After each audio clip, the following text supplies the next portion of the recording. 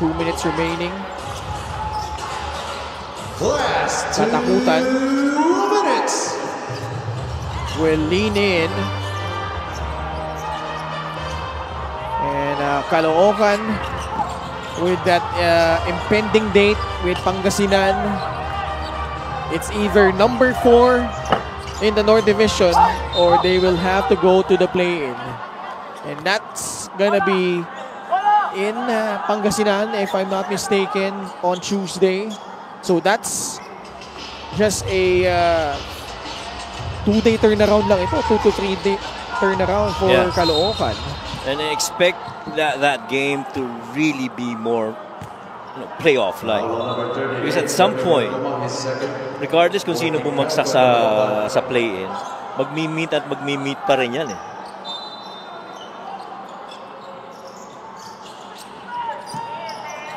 Jeff Viernes, short. And Jeff Banday will pull up for free. It's good. Jeff Banday with back-to-back frees. And that's gonna do it here. I'm just happy that Jeff Banday got 5 points on a 2 of 2 shooting after he showed earlier in the first half.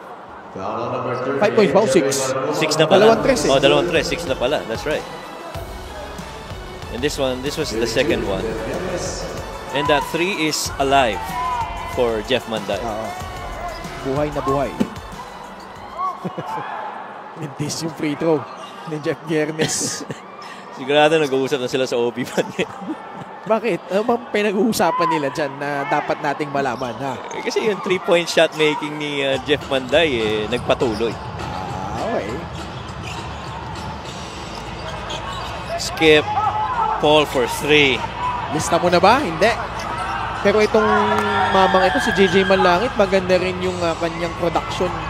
Lalo nung third quarter, no? I think he also helped them in terms of just keeping that lead at a very manageable one. Yeah.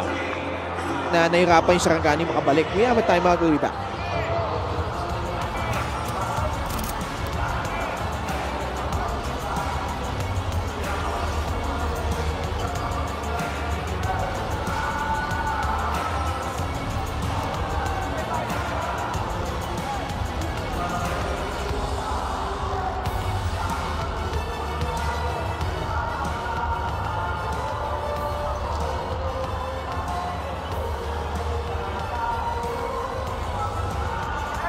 Yan po, yung kaabang-abang na matchup. I think that's the very last game of the elimination round and how poetic it is, Coach Mike.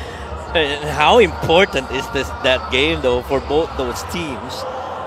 The winner of that match will get number 4 in the South, and the loser, or in the North rather, and the loser gets into the play-in. Yan ang implications niya. So with this win by Caloocan, it ensures that Pampanga will finish number 5. Pasay is at number 6. So pretty much set na yung 3 and 6. San Juan will go up against Pasay in the first round. Yes. Then Abra, of course, will finish number 1. Nueva Ecija, even if they lose this one, they'll still finish at number 2. Yung laban nila against Rizal. Kasi magtatabla lang sila ng San Juan eh. At that point, win over the other lang. Correct. Although, syempre, if you're Nueva Ecija, you still get a win and build momentum heading into the playoffs. And one of the motivations, I guess, why you don't want to get into the play-in, because even if you come out of it and beat team number 8, you are going to go up against Abra. Yeah. And so how nice would that matchup be between Caloocan and Zamboanga? Coach Mike Sagigit. And Pangasinan. Pangasinan rather.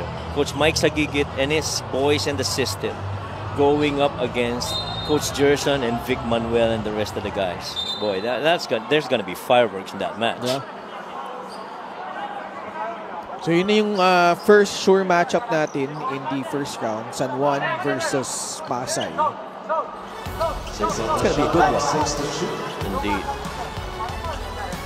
ito yung last out of bounds play. I mean, given how that transpired in the elimination round, San Juan just barely beat Pasay Right. at the Pasay Astrodome. You remember that game winner by Dexter Marquez at the end? Oh, yes. Yun. Yung pasa ni Wamar. Yeah, we were there. We were the ones covering that. Kay Nisadel. Yes. And what a play that was coming out of a timeout. It was a sideline out of bounds.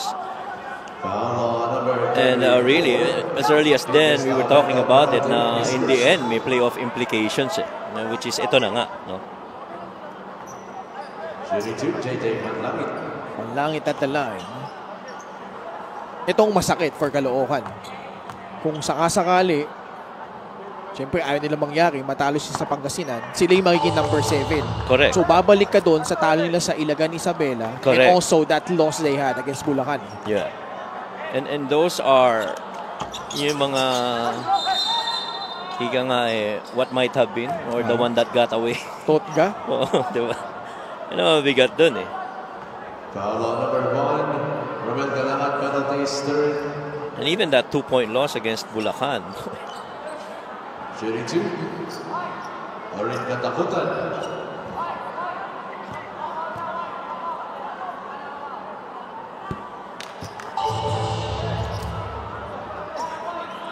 Free throw good for Oring Katakutan. And with this loss, Yeah. another team that has benefited from this is actually Cebu. Cebu. They pasok na sila. automatically Sa get play-in. number 10. They are in the play-in. So sila ng Davao Occidental yung magtatapat. And they met just a week ago where Davao won over Cebu. And